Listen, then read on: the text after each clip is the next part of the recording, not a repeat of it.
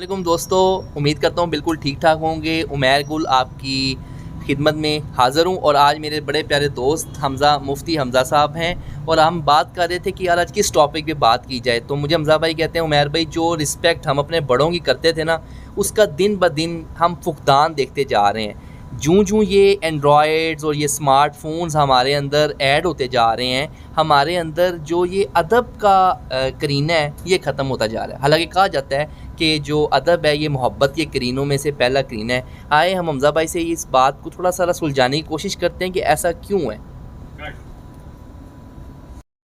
अस्सलाम वालेकुम जी।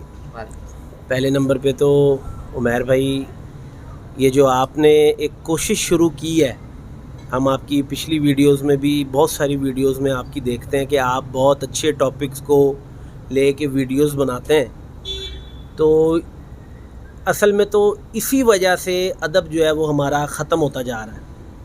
हमें कभी स्कूल में ये बात बताई जाती थी कि बाअदब बानसीब, बेअदब बेनसीब।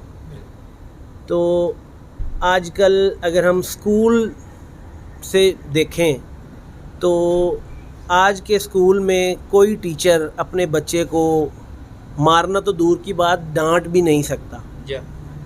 और जो हमारी प्राइवेट यूनिवर्सिटीज़ हैं उनके जो हालात हैं वो तो सबके सामने ही हैं। बिल्कुल। तो जब हमारी दरसगाह ही नहीं ठीक तो फिर हमने अदब क्या सीखना है।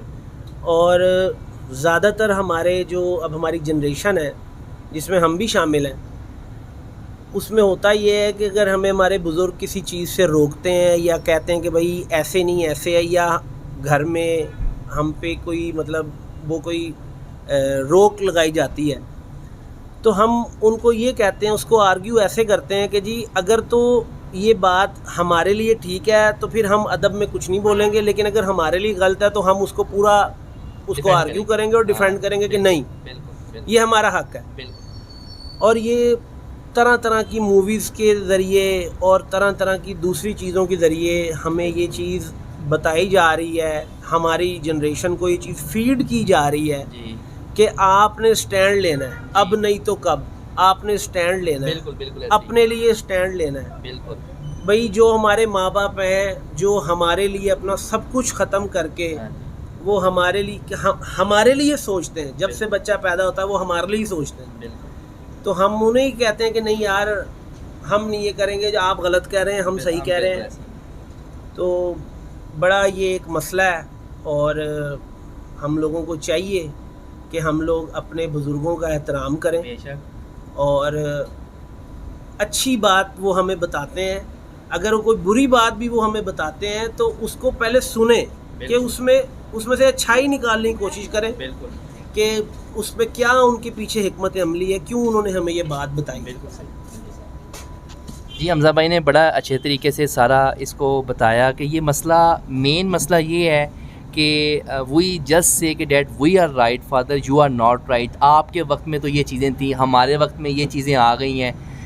अब बात ये कि ठीक है कि अगर एक टेक्नोलॉजी नई आ गई है, they don't know about that particular thing, लेकिन यार आप प्यार से अच्छे तरीके से उनको ये बता सकते हैं ना कि father this thing is helping me out. For example जी वो कहते हैं जी लैपटॉप की आपको क्या ज़रूरत है, बट यू नो कि असाइनमेंट्स जो हैं और बाकी जो सारे टॉपिक्स हैं वो आपने गूगल करने और आपने कल जाके उसके ऊपर एक प्रेजेंटेशन बनानी है, तो पावर पॉइंट नहीं यूज़ करेंगे, एक्सेल नहीं यूज़ करेंगे एंड मैनी अदर थिंग्स, तो तब तक उनको समझ नहीं आएगी। जस्ट अपना वे चेंज कर लें बताने का, सिखाने का, अदब में रहते हुए।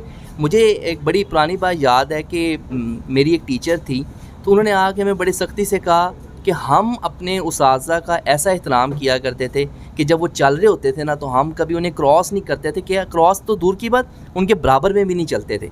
ये बात मुझे 3 क्लास में मेरी एक टीचर ने कही। तो जब मैं 8th क्लास में आ गया तो मैंने इस चीज़ को अपना लिया कि मैं अपने उस्ताज़ा से आगे नहीं चला करता था, पीछे रहा करता था। तो जब पेरेंट्स टीचर मीटिंग हुई तो मेरी वालदा गई उन टीचर के पास, तो उन्होंने कहा कि आपका बच्चा बड़ा बाअदब है, ये तो हमें क्रॉस भी नहीं करता, हमसे पीछे चलता रहता है। And you know I was really shocked at that time. यार टीचर्स इतना ऑब्ज़र्व करते हैं, मैं तो ये टीचर को बताने के लिए ऐसा नहीं करता था, लेकिन टीचर ऑब्ज़र्व करते हैं और फिर वो दिली तौर पे दुआएं देते हैं। बताने का मकसद ये है कि आप लोगों ने अपनी ज़ुबान को बड़े सलीके तरीके लिमिट्स के साथ इस्तेमाल करना है। पता ना, आप गाड़ी को भी ज़्यादा एक्सलरेट नहीं कर देते एकदम ताकि टक्कर ना लग जाए, اس طرح زبان کے جو ایکسپریشن ہے نا اس کو بھی ذرا دھیان سے استعمال کریں.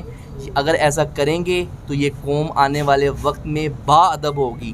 اگر یہ قوم بے ادب ہو گئی تو پہلے ہی اتنا بگاڑ ہے, ہر چیز ختم ہو جائے گی. امید کرتے ہیں آپ کو یہ ویڈیو پسند آئی ہوگی. ہم شکر گزار ہیں مفتی حمزہ صاحب کے, یہ ہمارے پاس آئے. اس طرح کی ویڈیوز کے ساتھ پھر آئندہ حاضر ہوں گے. اللہ حافظ.